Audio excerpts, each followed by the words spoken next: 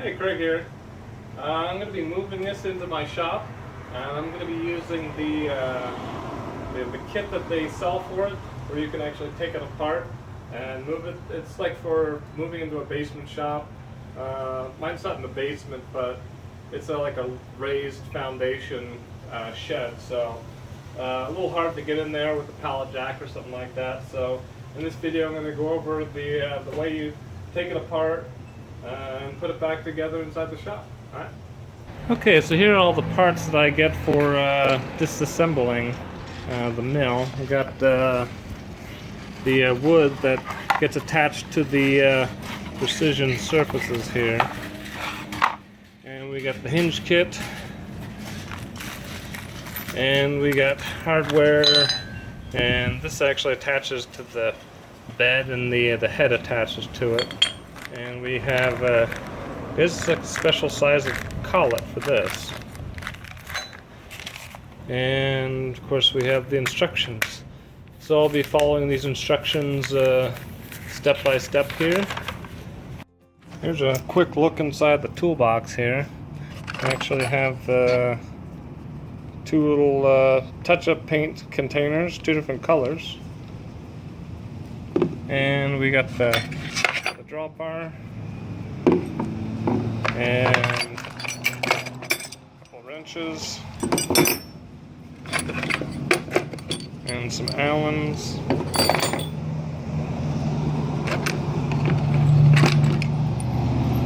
Some more Allens and some keys. And the Phillips screwdriver, and a certificate of inspection milling machine. Okay, well, I got everything plugged in. I got the computer all set up. There's actually like different sets of instructions.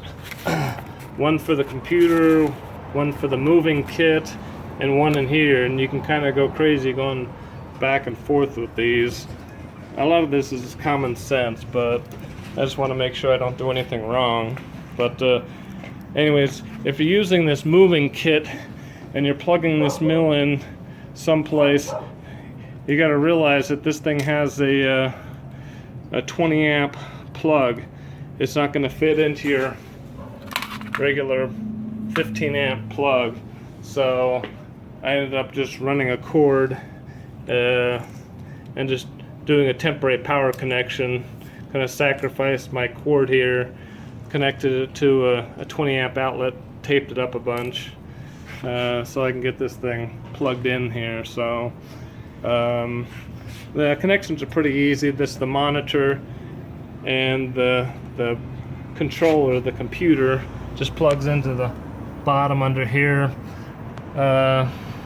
It's kind of hard to see exactly which one you're supposed to plug into which.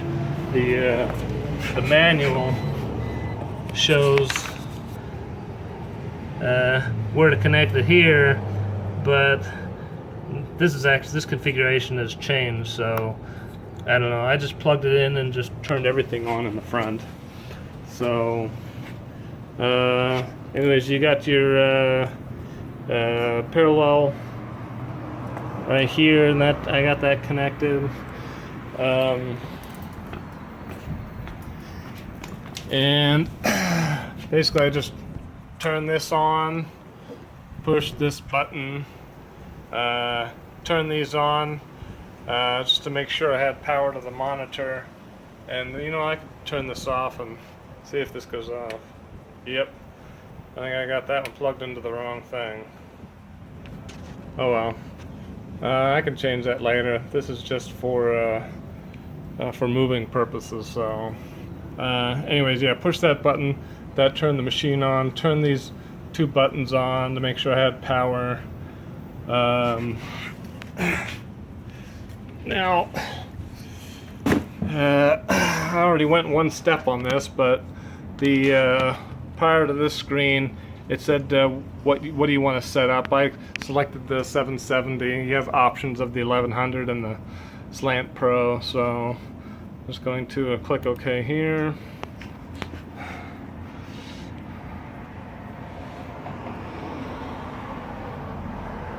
And like I said on the other video, this is actually Linux, so this is kind of foreign to me as far as the operating system, but I guess I'm gonna learn Linux.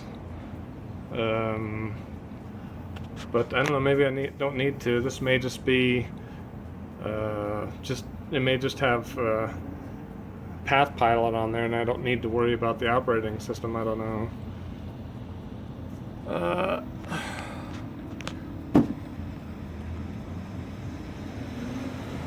Press the key. Okay. Press OK to shut down controller. It's okay.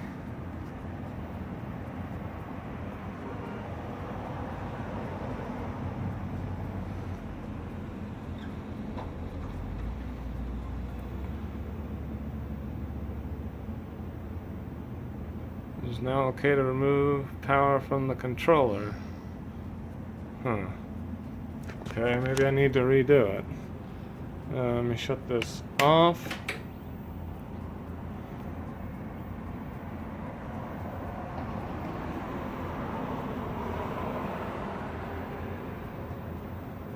Turn the monitor on. Turn the power back on.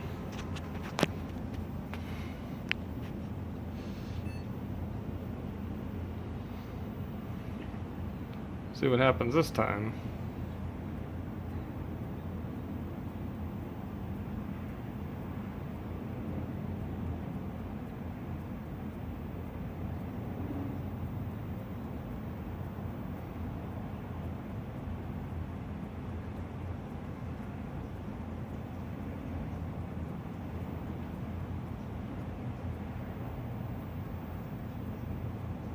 Okay, there we go. I don't know, I guess you have to turn it back off and turn it back on for it to work, so. Okay, so I'm in PathPilot, and I guess the next step is just to jog the head up and take this block out here, so. Let's try that. I think Z is page up. Oh, guess I gotta reset. Reset. Okay. And we go page up. Oh, there it goes. Ooh, wow, that is so quiet and smooth. Wow. Okay. Wow. Okay, I got that out. Okay, so the next step is to get the drawbar and the collet here, special collet, and insert it into the spindle here. And I'm gonna put this collet in here. Okay, so I just put that in there. I said not to tighten it. And I think the next step is to put this thing here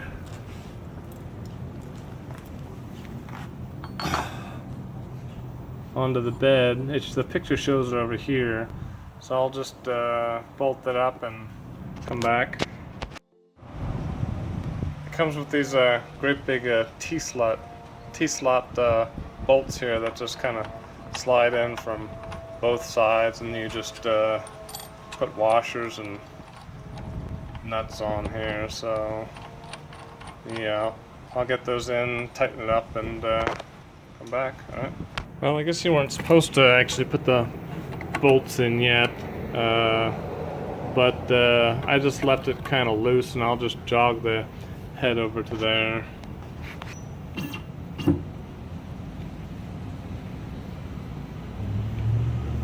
Okay, well, I was trying to bring the head down to this piece right here, but then apparently in doing so, I hit the the limit switch here. And me not being really familiar with this PathPilot, I couldn't even figure out how to reset the thing. So I looked in the manual, it didn't really say anything. I don't know. I just loosened. I took the guard off, this guard off, and just loosened this switch so I can move it away from it. So I don't know. I thought the picture showed this thing over here, but I'm not really sure why you wouldn't be able to use the thing at all, except maybe just I don't know how to use it. But when you're first getting this machine and you're trying to get it put in your shop, you don't really want to spend a bunch of time trying to figure out how to get the software working. But and it's already starting to get dark, so anyways, I managed to get it to reset after I took the loosened the limit switch flag, or whatever you want to call it here. So I guess I just need to make sure I'm away. You gotta know where your limits are, I guess, or maybe the soft limits weren't turned on or something. I don't know, but it hits the hit the stop, and then it just couldn't do anything with it anymore. So okay, well, I ended up taking these bolts off and sliding them out, and then doing as they had said. Basically, get the head as close as you possibly can, and just kind of pick this block up into the collet, and then just kind of lowered it down slowly, and then put these bolts back on. And now I'm getting ready to tighten these bolts back up, and then I'll tighten up the drawbar here. Okay, well, I got the drawbar tightened up on there, so we're good and tight in there. And one thing you gotta notice when you tighten this drawbar up, I got a light out here or something. When you tighten the drawbar, this piece right here tends to stick on the inside of this thing right here, so you gotta, like, with the wrench, pull it back so that this is freed up so you can flip it up. You can't just tighten and then flip it up, because this will get stuck and it won't go up. So alright, okay, I got me some better light here. Alright, well, I took the pin on the other side off the wrong way. I didn't quite understand what they were talking about, but there's a screw, and there's also a cup. This is what they were talking about, the cup here, and that goes over that, and you put the screw on and it just pulls it loose. I was just trying to stick the screw in there and pull it out. But alright, I'm gonna get this one extracted here and move on to the next step. Okay, so I just was tightening this, and once it got tight, after, like, I don't know, 2 or 3 turns or something like that, it just came loose, and you can just pull the thing out, and it pulls the pin out with it right there. So doing it the right way, it's pretty easy. Alright, okay, so the next step is to go ahead and remove all these bolts right here. There's 3 there and another 3 over there, so I'll go ahead and remove those. Alright, okay, I got all the bolts out, that side and this side here. All the bolts are done. Now the next step is I'm supposed to remove this manifold right here. And I guess I just gotta take these 2 screws out to take it loose, and probably loosen that one right there. Okay, I loosened the 2 screws here and put them back in. Also loosened this strap and took this off there. So next thing to do is to jog the thing out. Okay, so the next thing is to jog the head away. I'll be here. It's set to go like 1 or 2 inches, and